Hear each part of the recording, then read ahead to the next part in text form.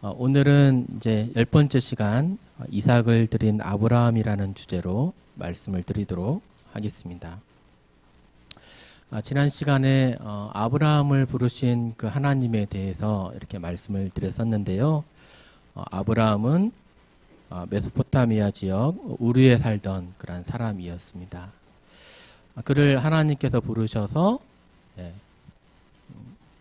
고향과 친척과 아버지 집을 떠나서 내가 너에게 지시하는 땅으로 가라라고 이렇게 하셨습니다. 그러면서 이제 아브라함에게 하나님께서 약속하신 것이 있었죠. 네.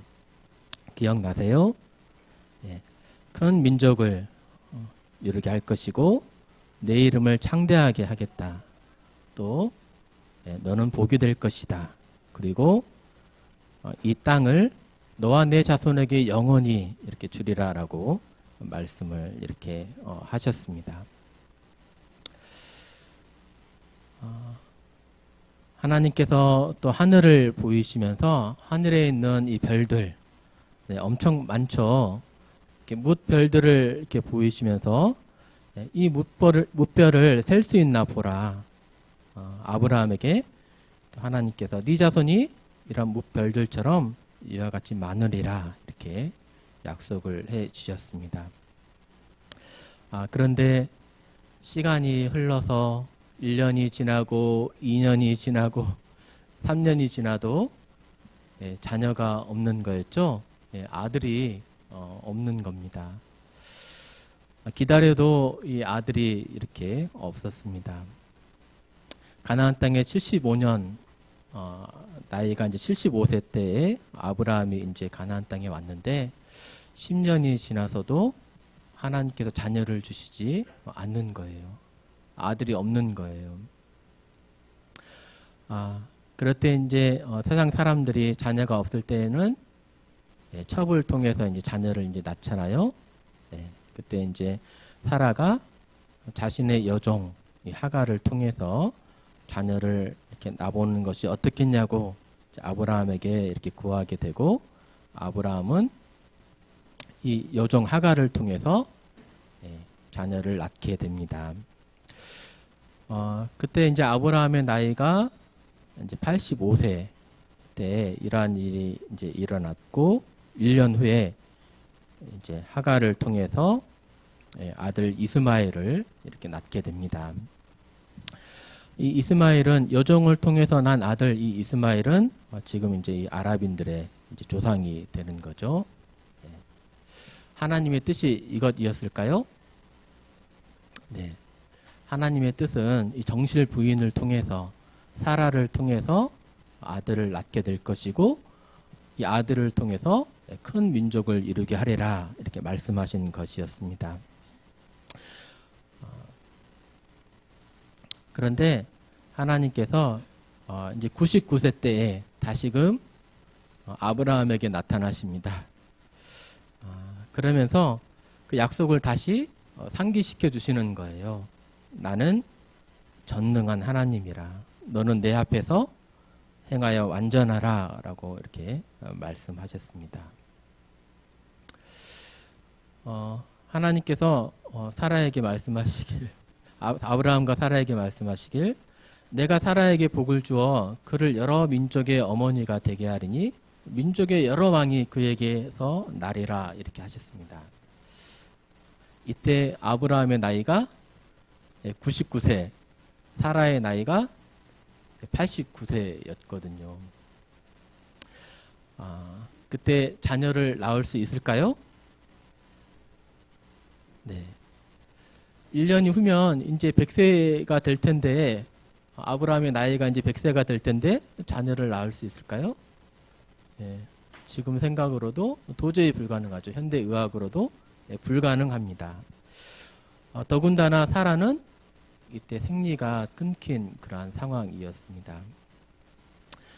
그래서 하나님 앞에 아브라함이 이스마엘이나 하나님 앞에 살기를 원합니다. 이제 이렇게 이제 말씀을 드리게 되죠. 하나님은 힘이 없어서, 능력이 없어서 이 일을 행하지 못하실까요? 아니라 네 안에 사라가 너에게 아들을 낳으리니 너는 그 이름을 이삭이라 하라. 내가 그와 내 언약을 세우리라. 이렇게 말씀하십니다. 도저히 불가능한 그러한 상황에서 100세 된 사람이 자녀를 낳고 90세 된 여인이 임신해서 출산하는 이 일이 도저히 불가능할 때 하나님께서 아브라함과 사라에게 나타나셔서 나는 전능한 하나님이라 이렇게 말씀하십니다. 하나님은 못하시는 것이 없는 죽은 자를 살리시는 그러한 하나님, 모든 만물들을 말씀으로 창조하신 그런 전능한 하나님이십니다. 사람의 생각은 도저히 이루어질 수 없는 것 같지만 하나님은 전능하신 분이시죠. 도저히 불가능하다고 생각했을 때 그분은 전능한 능력으로 그의 말씀을 이루어 가십니다. 이 말씀이 저에겐 참 감동이 되었습니다. 전능한 하나님이라 하신 것이 저에겐 참 감동이 되었습니다. 이제 사람들을 조금 이제 섬겨 보려고 좀 사랑해 보려고 이렇게 좀 합니다. 이제 좀 가난한 사람들 좀 섬겨보고 또 만나서 밥도 좀 사줘보고 정신지체 있으신 분들 또 이렇게 가난하게 사시는 분들 혹시 섬겨 보셨습니까? 또 그렇지 않다 할지라도 어떤 한 사람을 만나서 그에게 이렇게 다 이렇게 원하는 대로 들어주고 그러면 서로 관계가 좋아지면서 사람의 마음을 얻으면서 서로 좋은 관계 가운데 잘 살 수 있을 것 같은데 막상 해보면 그분들은 또 원하시더라고요. 또 다른 것을. 그래서 쉽지 않은 것을 이렇게 알게 됩니다. 하나님을 믿고 난 이후에 제가 하나님을 위해서 또 하나님의 이름을 위해서 잘 살겠습니다. 믿음을 가지고 이렇게 행했습니다. 근데 내 마음이 막 공고한 거예요. 마음이 좀 어려워지는 거예요.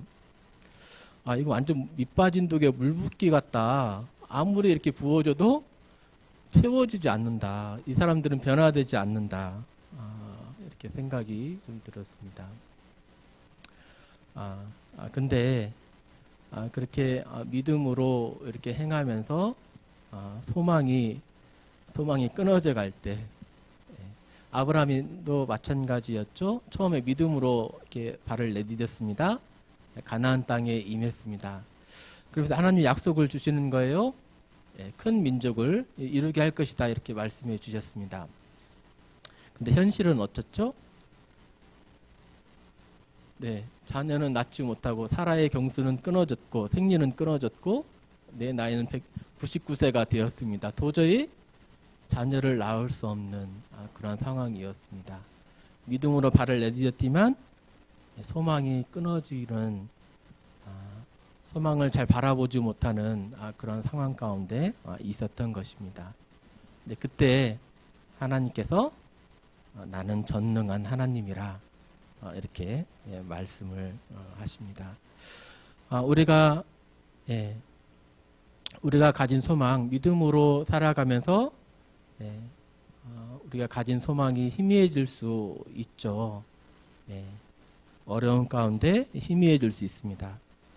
근데 하나님은 나와 같은 분이 아니시고 그분은 전능한 하나님이십니다. 죽은 자를 다시 살릴 수 있는 하나님, 모든 천지 만물들을 말씀으로 창조하시는 그 하나님이십니다. 그래서 말씀하신 그 바대로 신실하게 이루실 수 있는 그런 분이시죠. 전능한 하나님이시기에 하나님께서 명하신 그런 일들을 온전히 행함으로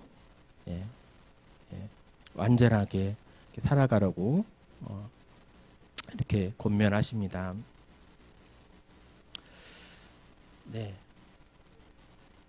여호와께서 말씀하신 대로 이제 시기가 되었습니다. 하나님의 때가 되었습니다. 여호와께서 말씀하신 대로 사라를 돌보셨고 여호와께서 말씀하신 대로 사라에게 행하셨으므로 사라가 임신하고 하나님이 말씀하신 시기가 되어 노년의 아브라함에게 아들을 낳으니라고 되어 있습니다. 이 두 구절 속에서 이렇게 반복되어진 구절이 있습니다. 단어가 있습니다. 찾으셨습니까? 예, 말씀하신 대로죠. 3번이나 나옵니다.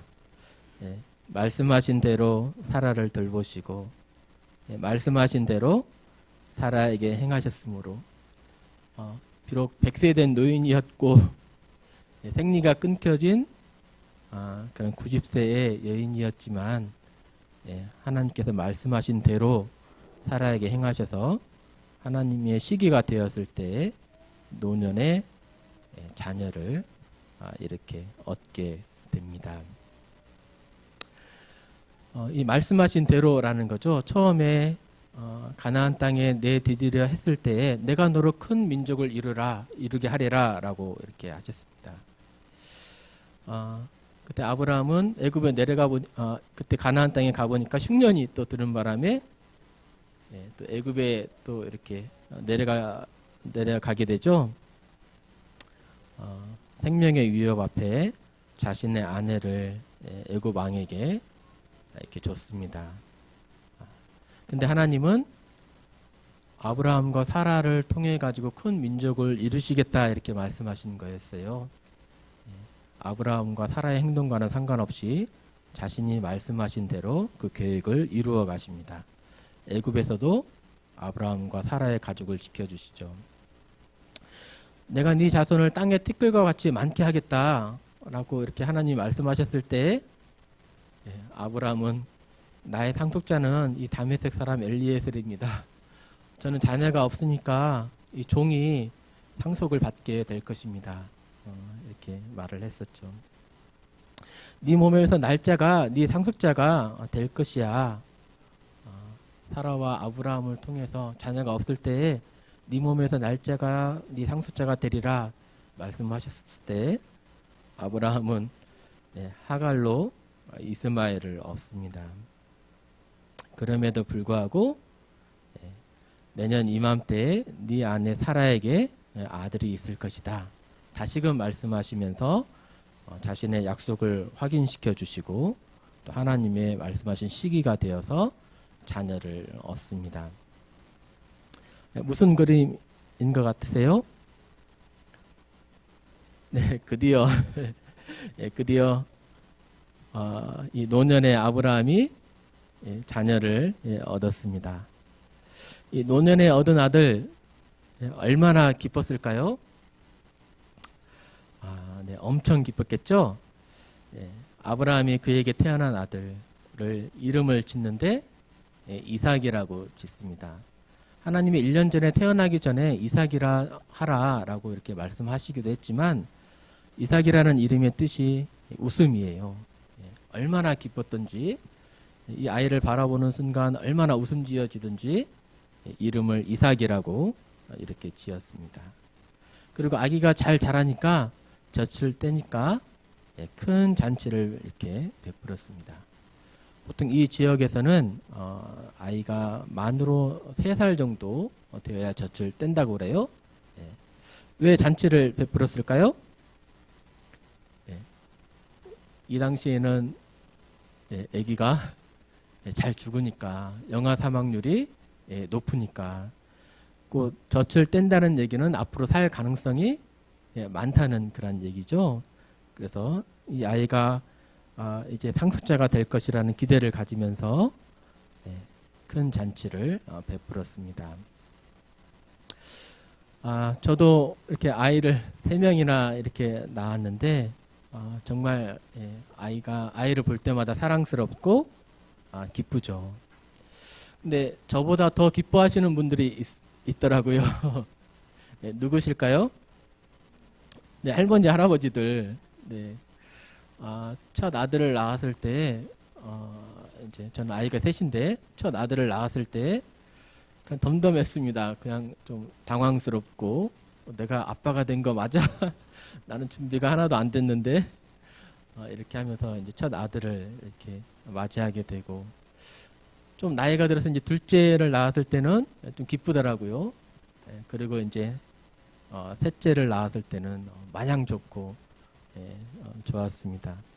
정말 사람들은 나이가 들면서 예, 정말 아이를 정말 기뻐하게 되는 것 같아요. 예뻐하게 되는 것 같습니다.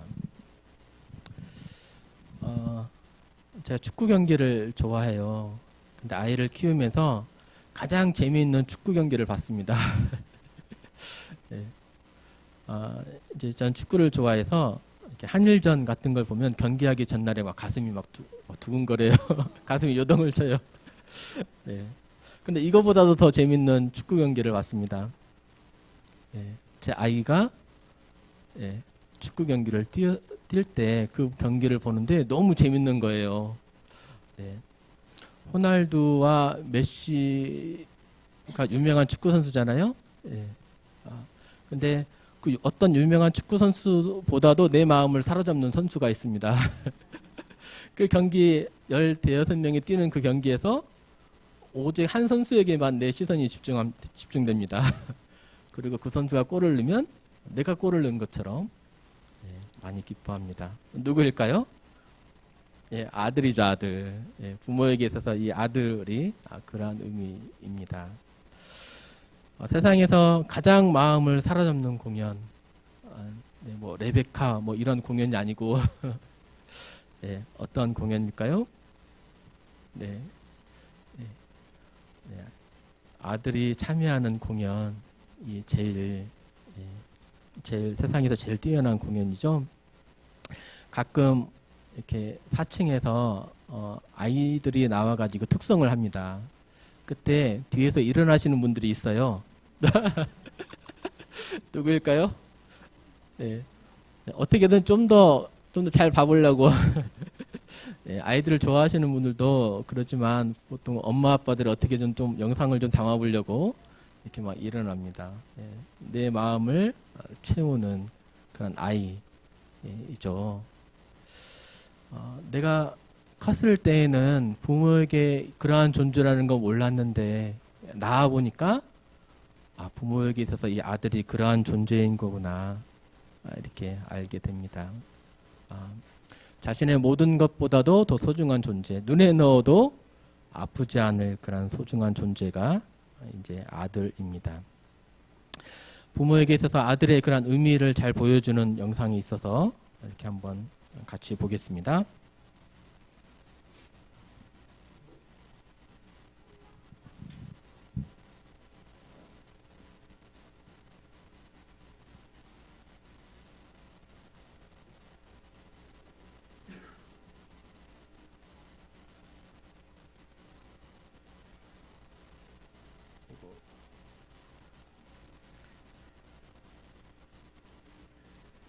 소리가 잘 안 나오네요.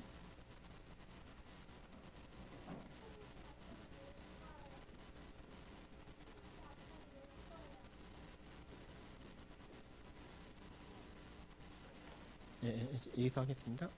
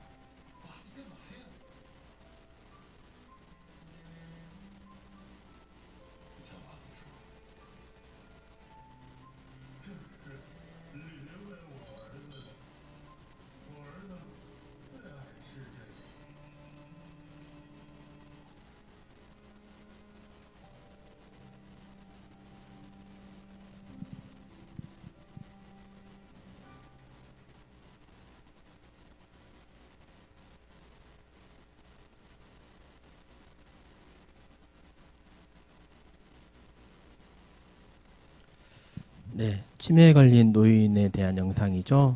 예, 금방 행한 일을 기억하지 못해도 냉장고가 어디에 있는지, 또 집 열쇠가 어디에 있는지, 내가 금방 무엇을 먹었는지 기억하지 못해도 아버지는 예, 꼭 기억하는 거 한 가지가 있었습니다.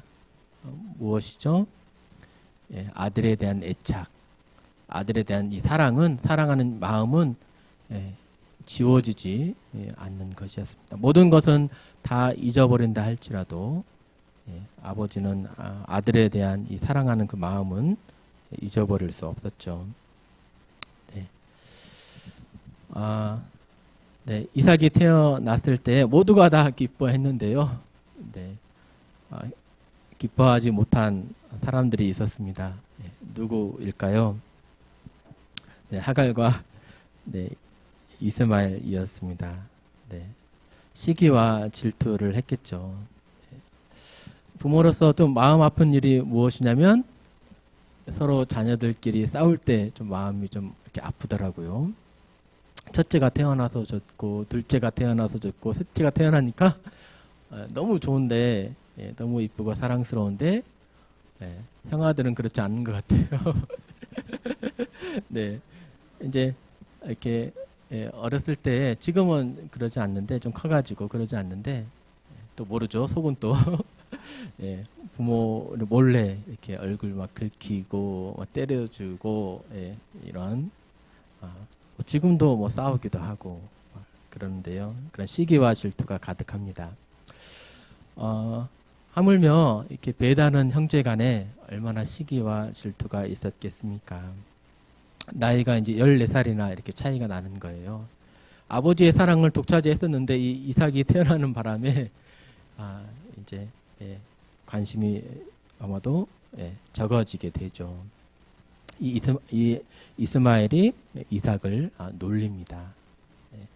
근데 이 순간을 이 놀리고 있을 때 사라가 이것을 본 거예요. 어떻게 했을까요? 사라가 이것을 보고 아브라함에게 이 여종과 이 이스마엘을 내쫓으라. 상속을 나누어 받지 못할 것이다. 이렇게 하면서 아브라함에게 내쫓을 것을 종용합니다.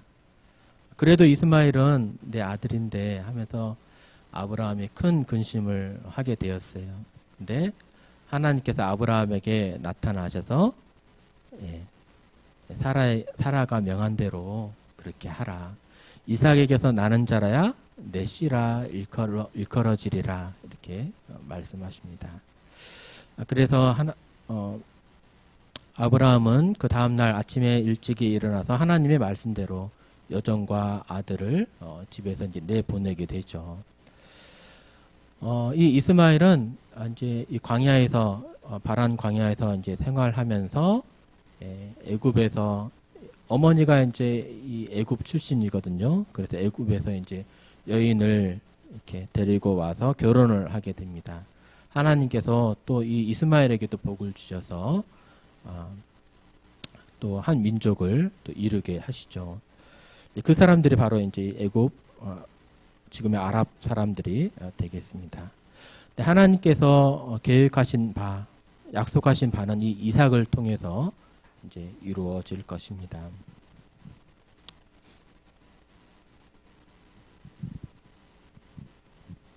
십수년이 이제 흘렀습니다. 22장에 나오는 얘기인데요. 이 일 후에 하나님이 아브라함을 시험하시려고 그를 부르시되 아브라함아 하시니 그가 이르되 내가 여기 있나이다. 여호와께서 이르시되 네 아들 네 사랑하는 독자 이삭을 데리고 모레아 땅으로 가서 내가 너에게 일러준 한 산 거기서 그를 번제로 드리라. 하나님께서 아브라함에게 나타나셨는데 아들을 번제로 드리라라고 이렇게 하신 거예요. 하나님이 아브라함을 시험하시는 그런 장면입니다. 하나님은 우리들에게 시험을 허락하실까요? 네, 시험을 허락하십니다. 믿음이 어떠한 상황인지 믿음의 상태를 평가하기 위해서 또 거기에 따라서 상 주시기 위해서 이렇게 시험을 허락하십니다. 보면 시험에는 크게 두 가지 종류가 있어요. 이제 넘어뜨리려는 시험, 악의를 가지고 사람을 넘어뜨리려는, 유혹해서 무너뜨리려는 그러한 시험이 있고, 어떤 믿음의 상태인지를 입증하려고 하는 그런 시험이 있습니다. 하나님은 이 첫 번째 내용은 유혹해서 넘어뜨리는 시험은 이제 사단이 이렇게 하는 것이고, 평가하는 그러한 시험, 믿음의 수준을 평가하는 그러한 시험, 얼마나 하나님을 경외하면서 순종하는지를 알아보려는 그러한 시험은 이렇게 하나님께서 이렇게 행하시는 그러한 시험이죠. 근데 말씀에서 보면 또 하나님은 보면 이제 감당할 시험만 또 허락하세요. 감당하지 못할 시험은 허락하지 않으시고 감당할 시험만 허락하시면서 또 시험을 잘 감당할 수 있도록 이렇게 또 피할 길을 이렇게 주시기도 하십니다. 아브라함에게 임한 시험은 아무에게나 임한 시험이 아니었던 거예요. 자식을 하나님께 드리는 이러한 시험은 어느 정도의 믿음의 분량이 있어야 있는 그런 사람에게 주어지는 그런 시험이었습니다. 지금까지 아브라함이 하나님을 이렇게 믿고 따라오면서 그의 신앙이 성장하게 되고 많이 발전하게 되었을 때 이러한 시험에 이제 임하게 되었던 거죠. 하나님께서 말씀하십니다. 네 아들, 네 사랑하는 독자 이삭을 데리고 번제로 드리라라고 하십니다. 같은 말이 반복되죠. 네 아들, 그 다음에 네 사랑하는 독자, 이름까지 이삭을 데리고 말씀하십니다. 그러니까 콕 집어서 이삭을 드리라라고 말씀하신 거예요. 그러니까 네 아들을 번제로 드리라라고 했으면 아마 노예 시장에 갔겠죠. 그래서 한 아이를 이렇게 사다가 오늘부터 네가 내 아들이 되는 거다 하면서 이제 그 아들을 아마 번제로 드리려고 했겠죠. 근데 하나님은 이 100세 때에 얻은 이 아들, 가장 사랑하는 이 아들, 자신의 목숨보다도 소중했던 그 아들을 드리라고 이렇게 아브라함을 시험하시는 것입니다. 하나님의 말씀을, 이 시험은 그래서 하나님의 말씀을 순종할 것인지 아니면 아들을 살릴 것인지 결단을 해야 될 그런 내용의 시험이었어요. 지금까지 믿음의 길로서 고향과 친척과 아버지 집을 떠나서 여기까지 왔는데 이 정도면 뭐 됐지, 어느 정도만 순종할 것인지 아니면 온전히 하나님께서 말씀하신 전능하신 그 하나님께 온전히 믿고 따를 것인지를 결단하는 그러한 내용, 성격의 시험이었습니다. 모리아 산으로 가서 번제를 드리라라고 했거든요. 이 모리아 산은 어디냐면요, 지금 있는 곳은 이 브엘세바예요. 여기서 북쪽으로 80km 정도를 가면 예루살렘이 나옵니다. 이 예루살렘에 있는 산이 바로 이제 모리아 산이에요. 나중에 이제 이 모리아 산에 이제 성전이 세워지게 됩니다. 지금의 예루살렘 성전산이 이렇게 됩니다. 그를 번제로 드리라라고 했거든요. 그냥 아들의 삶을 하나님께 바치는 그러한 행위, 네가 잘 자라가지고 너의 삶을 하나님께 드리라, 이러한 내용이 아니었고요. 살아가면서 하나님을 위해서 살라, 그러한 내용이 아니었고 그를 번제로 드리라고 했습니다. 아브라함은 그의 삶 가운데 번제를 자주 이렇게 드려왔었거든요. 번제를 어떻게 드려야 되는지 잘 알고 있었습니다. 번제를 어떻게 드리냐면요, 양이 있다면 양을 이렇게 잡습니다. 양을 번제로 드린다면 이 목에 이렇게 목을 칼로 찔러서 머리 쪽으로 가는 커다란 혈관들, 경정맥, 경동맥을 이렇게 찔러서 피를 냅니다. 그런 이 피를 이제 받죠. 그리고 이제 각을 뜹니다. 각을 뜬다는 얘기는 양을 갈라서 내장을 꺼내고 사지를 이제 절단한다는 그러한 이제 내용이죠. 이렇게 그래서 이제 각을 떠가지고 이렇게 불살라 가지고 태워드리는 제사가 번제입니다. 아브라함이 아들을 이제 이렇게 하라고 하나님께서 이제 시험하시는 거예요.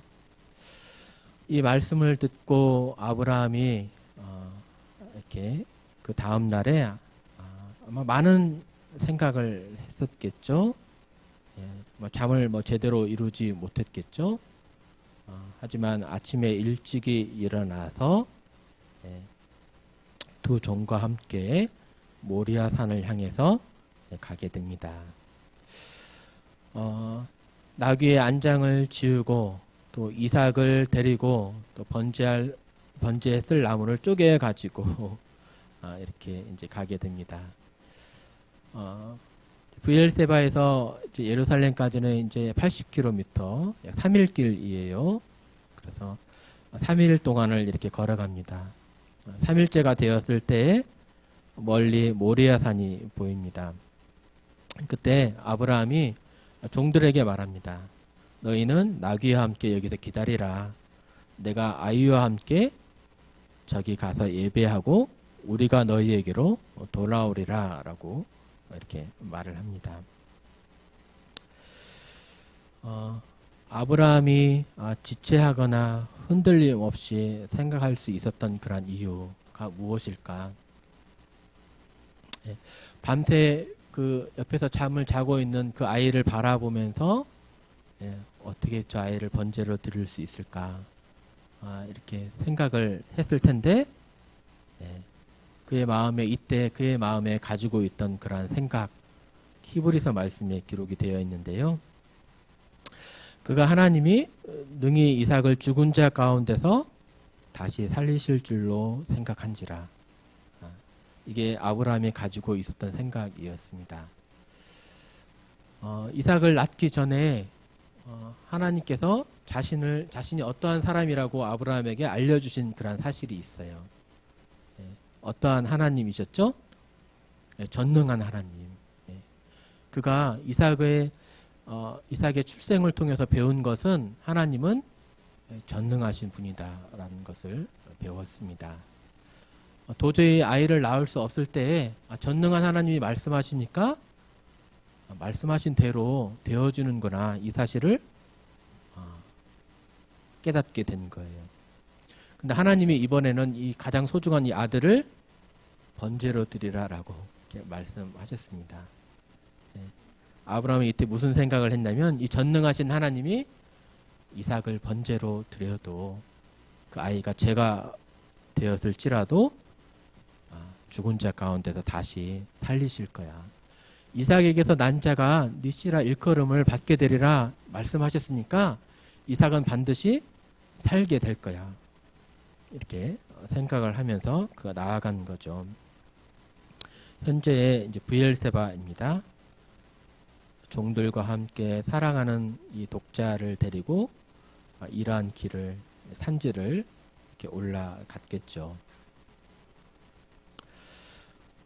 멀리 모리아 산이 보일 때 두 종들에게 내가 너희는 여기서 기다리라. 우리가 가서 예배하고 너희에게로 돌아오리라 라고 했습니다.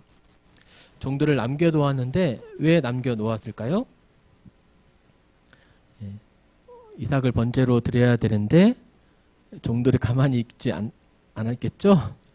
네. 이삭을 결박하고 번제를 드리려고 했을 때 주인님 왜 그러세요? 막 하면서 말릴 거 아닙니까? 그래서 아마 종들을 함께 데리고 가지 않았을 것입니다. 가서 예배하고 돌아오리라 라고 했는데 예배라는 단어가 처음 등장합니다. 성경에 이제 처음 등장하는데 예배가 무엇인지 우리에게 알려줍니다. 예배는 우리가 가지고 있는 그 일부를 드리는 것이 아니고요. 아브라함이 이삭을 드리는 것처럼 나에게 있어 가장 소중한 것, 그것을 하나님께 드리는 것이 예배라 이렇게 할 수 있습니다. 우리가 돌아오리라 라고 말했거든요.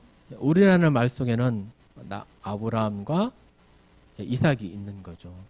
이삭은 죽을 것인데 번제로 드리면 죽게 될 텐데 우리가 돌아오리라 라고 말합니다. 왜요? 하나님께서 다시 살리실 거니까. 이렇게 이제 종들을 남겨두고 아브라함과 이삭이 모리아산을 향해서 갑니다. 아브라함은 가만히 보니까 칼도 있고 여기 불도 있습니다. 그리고 번제에 쓸 나무들은 이삭이 이렇게 지고 갑니다. 이삭이 쓸 나무들을 지고 가는 그런 모습을 보니까 이삭의 나이가 적어도 청년은 되었겠다. 이렇게 짐작을 해볼 수 있습니다. 어린아이가 이렇게 번제할 나무를 들고 가기는 어려우니까요. 한 마리의 양을 번제로 쓰려면 적어도 수십 킬로그램의 나무가 필요하겠죠? 그냥 나무 그냥 얼마 안 되는 걸로 번제로 할 수 없으니까. 그러면 수십 킬로그램의 나무를 지고 갈 수 있는 그런 청년이 되었을 것입니다.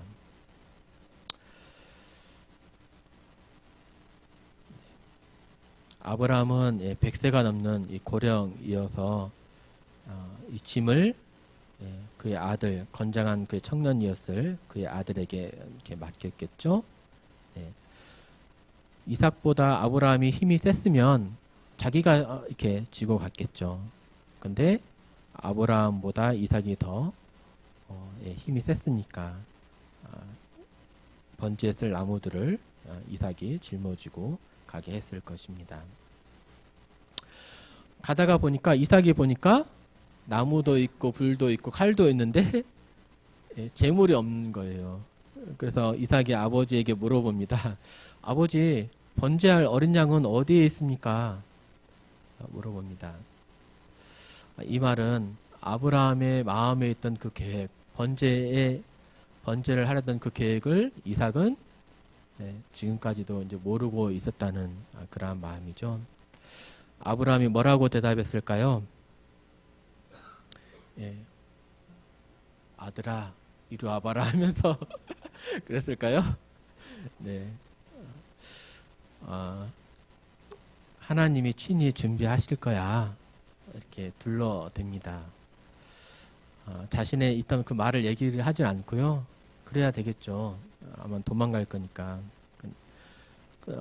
뭐라고 말할 수 없어서 하나님이 친히 준비하실 거야. 기다려보자. 그런 의미로 이렇게 말을 한 것 같습니다. 근데요, 나중에 보시면 알겠지만 이 말을 하나님께서 이루십니다. 분명히 건장한 청년이었을 텐데, 힘이 세였을 텐데, 청년의 패기와 노년의 지혜가 만나서 이 지혜가 이겼는지는 몰라도 하여튼 이 아브라함이 이삭을 결박을 하게 되고요. 이제 정말 이삭을 죽이려고 칼을 이제 잡은 거죠. 네. 아무리 결박을 당했다 할지라도 몸부림칠 수 있잖아요. 몸부림치면서 빠져나갈 수 있잖아요. 청년이니까. 그런데 말씀을 보면 정말로 하나님이 이렇게 멈추게 나중에 이제 멈추게 하시거든요. 정말 이제 하나님 멈추게 하지 않냐 하셨다면 그를 이제 죽이셨을 텐데, 근데 이삭은 가만히 잠잠하게 가만히 있는 그런 모습을 또 보게 돼요. 마치 양처럼. 양은 털이 많잖아요. 이 털을 통해서 우리 이제 울을 이제 만들잖아요. 근데 양은 겁이 많은 그런 동물이어서 털 깎을 때에도 가만히 있는다고 그래요. 또 번제에 쓰려고 그를 죽이려고 할 때에도 얼어붙으면서 가만히 있는다고 해요. 이렇게 양처럼 자신의 앞에서 칼을 든 그 아버지 앞에서 이삭은 가만히 몸부림치지도 않고 가만히 있었습니다. 그러면서 이삭을 결박해서 이제 칼을 들었습니다. 예. 하나님이 멈추지 않으셨다면 아브라함은 이삭을 어떻게 했을까요? 예, 죽이려는 그런 신용만 했을까요? 예, 아니요. 예, 죽은 자를 살리실 줄로 생각을 했으니까 그를 분명히 죽였을 것입니다. 근데 하나님께서 그렇게 내버려 두지 않으세요. 예, 물론 죽였다가 다시 살리실 수도 있는 하나님이시지만 하나님은 이러한 인신제사를 사실 증오하십니다. 많이 싫어하십니다. 아브라함을 단지 시험하시고 이 일을 통해서 한 어떠한 사건을 그림자로 보여주시려는 하나님의 계획이셨던 거예요. 하나님께서 천사를 보내셔서 칼을 든 아브라함을 급하게 멈추십니다. 아브라함아 아브라함아 하면서 아브라함의 행동을 저지시킵니다. 예. 아브라함이 천사를 만나서 눈을 들어보니까 뭐가 보입니까? 예. 숯불에 걸려있는 순양을 보게 되고 결국 아브라함은 이 아들을 대신해서 순양을 번제로 삼아서 제사를 드리게 됩니다. 아브라함의 믿음을 이제 볼 수 있는 거죠. 이 사건을 통해서 자신의 아들을 드리기까지도 하나님을 경외하고 하나님을 신뢰하는 그 아브라함을 볼 수 있습니다. 그 하나님을 어떻게 알았는지 그런 전능하신 분이고 또 모든 만물들보다 다 높임을 받으셔야 하는 귀중히 여기심을 받으셔야 하는 그런 하나님이심을 그 행동으로 나타내 보였습니다. 하나님께서 친히 준비하실 거야. 아마 둘러댄 말 같은데 그 말을 하나님께서 정말 이루셨어요. 그래서 아브라함이 그 땅의 이름을 짓는데 여호와 이레라라고 이렇게 말합니다. 하나님의 산에서 준비되리라라고 하는 그런 의미예요. 하나님의 산에서 준비되었다라는 그런 과거형이 쓰인 것이 아니고 또 하나님의 산에서 준비되리라 이 땅의 이름이 이렇게 되거든요. 또 이 사실도 또 놀랍습니다.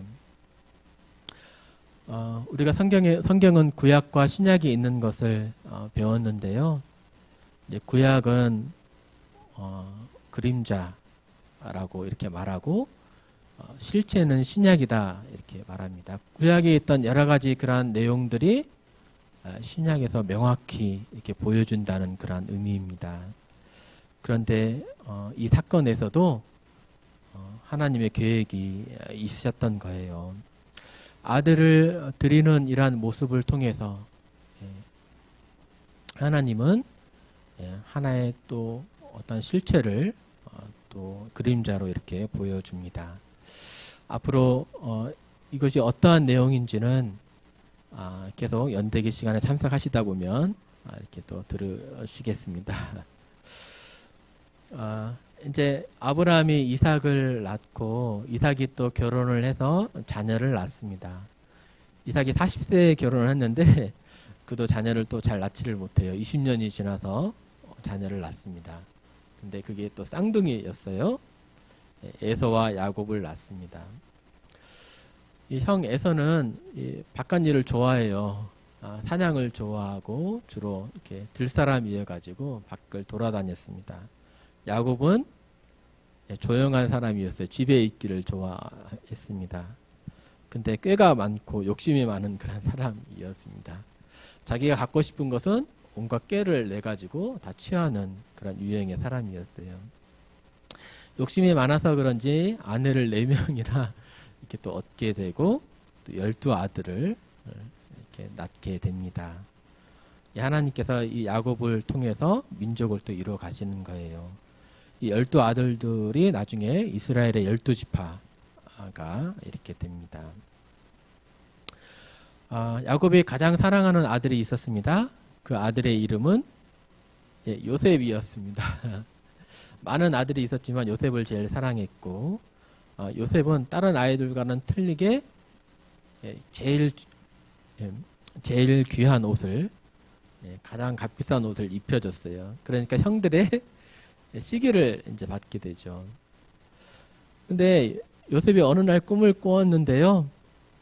이렇게 말합니다. 형님들의 곡식단 11개가 내 곡식단 주위를 둘러서고 내 곡식단에 절하는 거예요. 이렇게 말을 합니다. 형님들이 좋아했을까요? 싫어했겠죠. 이렇게 되면은 요셉이 눈치를 챘어야 되거든요. 근데 다시 한번 꿈을 꾸는데 이번에는 해와 달과 11개의 별이 4별에게 절을 했어요. 이러한 꿈을 꾸고 형님들에게 말하는 거예요. 그냥 꿈만 얘기를 했을 뿐인데 해석을 얘기한 것이 아니거든요. 근데 대본에 형님들이 화내고 엄마와 아빠도 너에게 절을 한다고 막 하면서 대본에 이제 화를 내게 되죠. 네. 안 그래도 미운데 또 절을 하게 한다니까 더 미웠습니다. 어느 날 멀리 형들이 양을 치러 가게 되었습니다. 형들이 어떻게 잘 지내는지를 알아보라고 야곱이 요셉을 보냈습니다. 형들이 보니까 멀리서 요셉이 다가오는 거예요. 이 미운 그 동생이 오는 것을 보고 우리가 그를 잡아서 죽이자. 동물에게 잡아 먹겠다고 아버지에게 말하면 되니까 이렇게 하면서 죽이려고 잡았습니다. 근데 차마 죽이지는 못하고 미디안 사람들에게 이 동생을 종으로 팔게 되죠. 네, 이 요셉은 이 미디안에 이제 애굽에 내려가서 종으로서 이렇게 살게 되는데요. 요셉이 참 착한 사람이었던 것 같습니다. 종이 되었다 할지라도 하나님 앞에 원망하지 않고 자신에게 맡겨진 그러한 일, 종으로서의 일을 충성되이 행하는 거예요. 군대 장관이었던 이 보디발이 나중에는 요셉에게 자기의 집을 온 재산을 다 맡아보도록 이렇게 합니다. 그런데 요셉은 또 용모가 아름다웠는데 거기에 또 시험에 또 빠지게 되죠. 이 보디발의 아내가 안주인이 요셉을 유혹해서 동침하자 하는 겁니다. 먼 이국 땅이었는데 자신을 아는 사람 아무도 없었는데 동침할 수 있는 그런 유혹이 컸음에도 불구하고 내가 어떻게 하나님 앞에 죄를 범하겠습니까? 라고 하면서 유혹하는 그런 안주인을 멀리하고 유혹을 뿌리칩니다. 안주인이 화가 나서 누명을 씌우게 되고 감옥에 갇히게 되죠. 근데 이것이 또 하나님의 또 계획하심이었던 거예요. 나는 왜 이럴까? 종으로서 팔리고 또 이제는 이렇게 감옥에까지 갇히게 되었네. 이렇게 하면서 낭망하면서 자신의 신세를 한탄할 수 있는데 요셉은 그렇게 하지 않고요. 또 여기서도 성실하게 행합니다. 높은 관리, 왕 앞에 술을 따라주는 그러한 관리, 또 이렇게 빵을 만들어서 왕에게 이렇게 섬기는 그러한 관리를 만나게 되고 또 꿈을 해석해 주게 되거든요. 근데 그 꿈을 해석한 대로 떡 굽는 그러한 관리는 죽게 되고 술 맡은 그러한 관리는 다시 복직해서 왕 앞에 서게 됩니다. 어느 날 이렇게 애굽 왕이 꿈을 꾸게 되는데 해석할 사람이 아무도 없는 거예요. 그때 왕 앞에 있던 술 관원장이 요셉을 생각하게 되고 요셉을 불러서 왕 앞에 세웁니다. 그래서 왕이 꿈꿨던 그런 내용들을 이 요셉이 해석해 주는 거죠. 하나님께서 앞으로 되어질 일들을 왕에게 보이신 것입니다. 앞으로 7년간 큰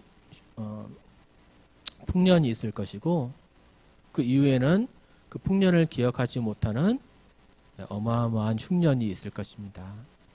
이 풍년 기간 동안에 흉년을 잘 대비를 해야 될 것입니다. 이렇게 지혜롭게 말을 해서 이국 땅에서 이 요셉은 애굽의 총리가 됩니다. 그때 높은 사람이 되었을 때 자기 자신의 가족들을 돌아볼 생각이 났겠죠? 또 형님 생각도 했겠죠? 내가 가만두지 않을 거야. 이제 내 시기가 왔어. 막 하면서 이렇게 할 수도 있는데, 그 형들을 다 용서하고, 흉년으로 고생하는 그 야곱과 그의 가족들을 애굽 땅에 곡식이 풍부한 애굽 땅에 다 이제 부르게 됩니다. 이게 이제 하나님의 계획하심이었던 거죠. 강대국 이 애굽 땅에서 이 야곱의 식구들을 이렇게 키우시는 거예요. 이 70여 명의 이런 식구들을 하나님이 말씀하신 것처럼 내가 너로 큰 민족을 이루게 하리라 말씀하신 것처럼 강대국 안에 보호를 받으면서 70명이 나중에 이제 200만 명으로 이렇게 넘는 큰 민족이 되도록 이렇게 키우시는 것입니다. 하나님의 계획이었습니다. 네, 오늘 이상 이렇게 아브라함 또 이삭 또 요셉까지 이렇게 살펴봤습니다. 경청해 주셔서 감사합니다.